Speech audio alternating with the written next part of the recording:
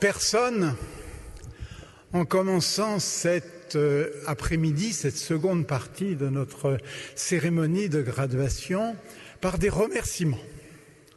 Je dis d'abord seconde partie parce que nos étudiants sont trop nombreux pour tenir en une seule séance et donc nous avons dû créer une unité de façade entre la cérémonie de ce matin, celle de cet après-midi, pour faire face au succès et à la confiance que vous nous manifestez. Alors ces remerciements, je voudrais d'abord les adresser à Monsieur le recteur François Veil, recteur chancelier des universités de Paris, grâce à qui nous disposons aujourd'hui de ce bel amphithéâtre, le grand amphithéâtre de la Sorbonne. Plusieurs des personnalités qui nous honorent aujourd'hui ici ont exercé comme professeurs dans ce grand amphithéâtre et donc ça leur rappelle un certain nombre de souvenirs. Certains d'entre vous ont déjà participé ici à une de nos cérémonies de graduation et eux aussi ont des souvenirs. Et pour les autres, nous voulons leur offrir un magnifique souvenir. Alors vous vous doutez bien que cet amphithéâtre, il n'est pas seulement à nous, pas seulement au cours de civilisation française, c'est le bien commun de toutes les universités parisiennes, mais c'est le recteur chancelier qui en est le maître des lieux et qui nous a permis aujourd'hui de nous réunir dans cet amphithéâtre. Je voudrais le remercier. Remerciements aussi aux parrains de votre promotion, le professeur Jean Tullard, qui est au centre de cette estrade et qui a accepté de donner son nom à votre promotion. Vos diplômes, que vous allez recevoir dans quelques minutes, portent le nom de promotion Jean Tullard. Bien sûr, vous le connaissez, beaucoup de ces ouvrages sont dans notre bibliothèque. Pas tous ceux qu'il a écrits, parce que, hélas, les crédits de la bibliothèque auraient été insuffisants pour acheter les collections complètes, mais enfin une bonne partie, et je pense que beaucoup d'entre vous le connaissent.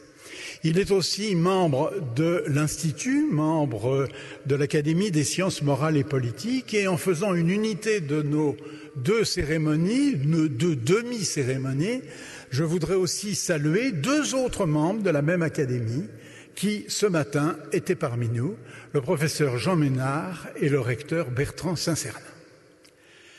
Je voudrais aussi remercier, toujours à cette même tribune, sur cette estrade, deux recteurs d'académie, Madame le recteur Micheline Autia, Madame le recteur Nicole Ferrier, qui nous font l'amitié d'être là et de participer à cette cérémonie pour vous remettre, pour nous aider à vous remettre ces diplômes. Des remerciements, je voudrais en adresser aussi aux ambassadeurs qui sont ici présents. Certains étaient là ce matin, d'autres sont là cet après-midi, et je voudrais leur dire que d'expérience, je sais que nos étudiants sont extrêmement heureux de recevoir leur diplôme en présence de celui qui représente leur pays à Paris. C'est pour eux extrêmement important et à la sortie, on pourra faire quelques photographies. Si vous voulez vous regrouper autour de votre ambassadeur, les lieux se prêtent parfaitement à des photographies souvenirs. Je voudrais remercier aussi les ambassadeurs qui ont bien voulu déléguer un représentant ici, parce que l'emploi du temps d'un ambassadeur n'est pas extensible, et je voudrais les saluer et les remercier de leur présence. Et puis peut-être, je ne voudrais pas oublier dans ces remerciements vos professeurs qui sont là derrière moi, parce que après tout, bien sûr que c'est votre travail que nous récompensons, que nous reconnaissons aujourd'hui, mais avouez quand même que les professeurs y sont aussi pour beaucoup. Je voudrais remercier aussi notre équipe administrative avec qui vous avez eu affaire pendant la totalité de votre scolarité et qui aujourd'hui a mis tous ses moyens en action pour que cette cérémonie se déroule le mieux possible. Et puis la petite surprise, mais je vous donnerai des explications tout à l'heure, un peu plus détaillées. La petite surprise, c'est la présence d'une importante délégation du Rotary Club de Paris qui a voulu décerner un prix à l'un d'entre vous. Cela se fera tout à l'heure en début de cérémonie et je voudrais les saluer et les remercier de leur présence. Donc, voyez, nous commençons cette fête avec beaucoup de dettes de gratitude. Et puis, je voudrais ajouter aussi gratitude à vous, chers étudiants. D'abord parce que vous êtes venus à Paris, donc vous avez choisi la langue française, alors qu'il y a bien d'autres langues que vous auriez pu étudier.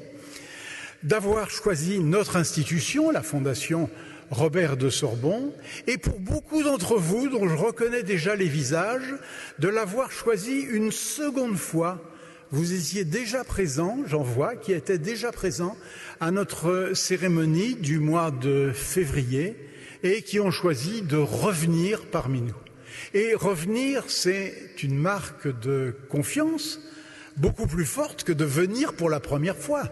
Quand vous venez pour la première fois, on pourrait imaginer que c'est notre site internet ou je ne sais quel argument qui vous a attiré vers nous.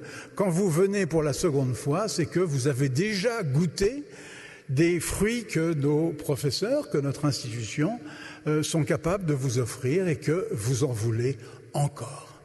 Et d'ailleurs, un ancien maire de Bordeaux, dont la statue vous a accueilli, il est assis en bronze, juste devant l'entrée de la Sorbonne, tout à l'heure, vous l'avez vu en entrant, vous le verrez en sortant, c'est Montaigne.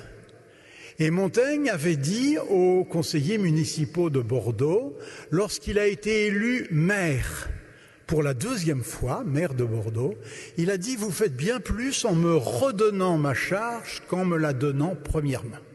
Eh bien, c'est avec cette même idée que je voudrais remercier aussi nos étudiants pour la confiance qu'ils nous ont témoignée. Je vais maintenant laisser votre parrain de promotion, le professeur Jean Tullard, vous adresser quelques mots.